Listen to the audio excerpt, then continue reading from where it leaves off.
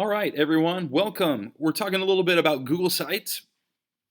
Now, before I get into the how we make the site, how we do all this stuff, let's ask a little bit, what are we even trying to do? Why would we even bother with this? I do want to say in advance that a lot of what I'm going to show you is stuff that you could achieve in other ways. You could achieve it in Canvas. You could achieve it maybe from a Google Doc or Google Slides. I'm going to try to make an argument for what I'm doing here. Um, so my big thing is I like to have everything, organized and in one place. And because of the subjects that I teach, um, my subject matter doesn't change a lot from year to year.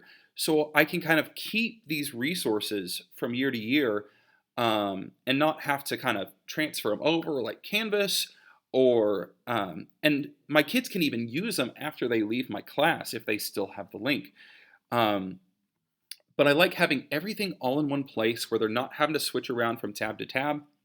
And also, I know I've had a lot of situations where I give my kids all of these resources with all these different Google Docs, and they don't know where they are. They've just got them all kind of dumped in their drive somewhere, and they theoretically could access them, but they just, it's 12 clicks to get there. Whereas with these Google Sites, everything is just kind of right here. Um, and it's all organized, and you can have it organized however you think is reasonable. And when you go to one of these pages, you can have the notes there, you can have the video there. Let me show you an example. So this is my AP Computer Science site that I made this year. And um, I've got the different units. So I've got my notes over here. It's taking a while to load, probably because I'm videoing.